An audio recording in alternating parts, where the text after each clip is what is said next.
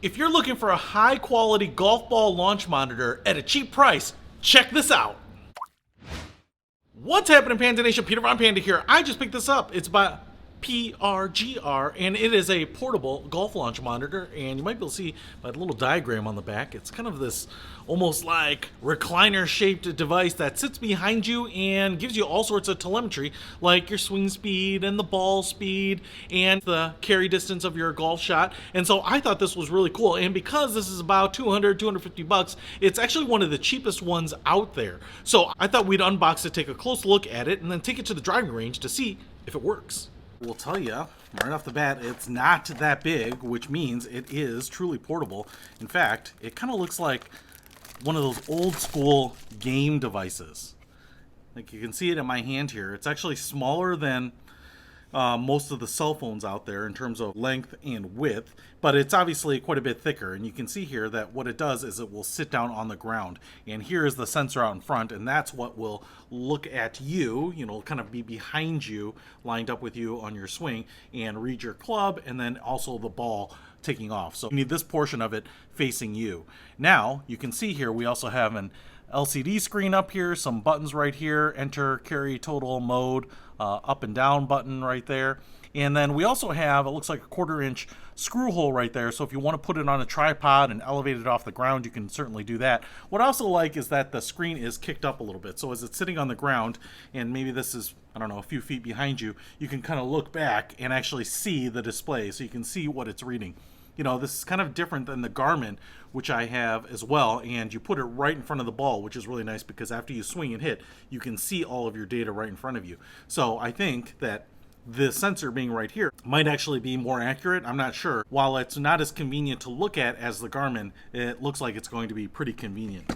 It also looks like there is a little drawstring bag in here to take it around with you. There are also 4 AAA batteries as well, which is nice, so you can get up and running. The battery compartment opens just like this, and we can put them in there. So I've got the batteries in here.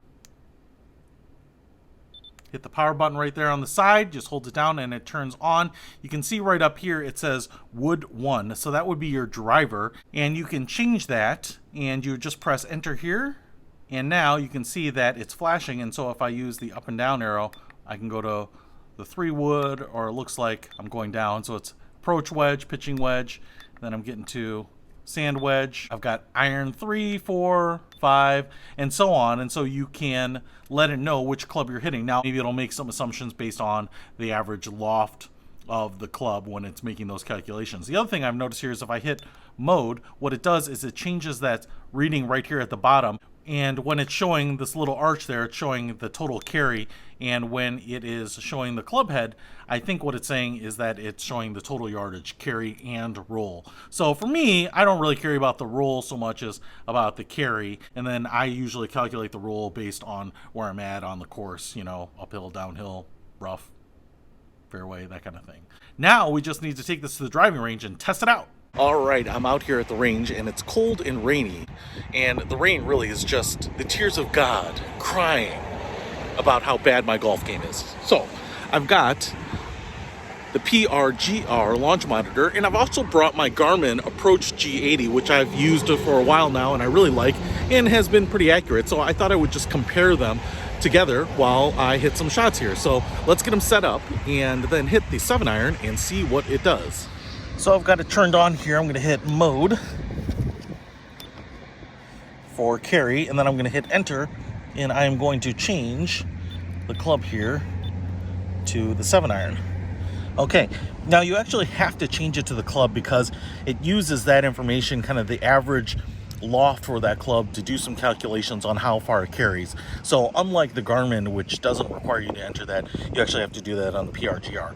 Then all you do to use this is you set it to behind the ball about 4 or 5 feet, it says.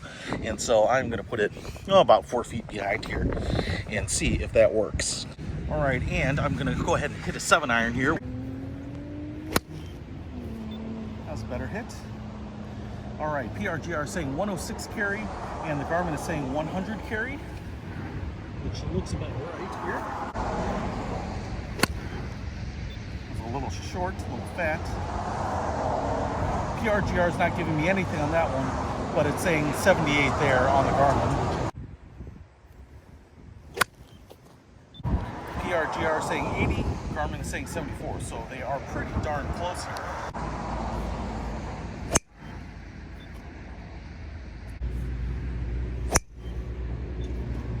Now, I will say that hitting range balls is not the best way to kind of determine your distance because the variation of the balls and the quality and all of that, but it's great for kind of figuring out consistency and some distance. And I will say that the PRGR, despite the fact that I don't like where you set it up behind your swing so that you actually have to look back and see the telemetry that you're getting, whereas the Garmin sits right up by the ball. But it also seems to be very accurate. It seems to get your swing speed even if you're not hitting a ball. And it is less than half the cost of the Garmin. So the Garmin is like a $500 device. This is like a $200 device. And so for a lot of people, I think this is all you need. And it makes it pretty affordable. And it might be the most affordable golf ball launch monitor on the market right now. So I think it is kind of a no-brainer if you're thinking about getting something like this to help dial in your swing. Hey, if you want to pick this up or the Garmin, I'll put links to both of them in the description below. Peter von Panda, out.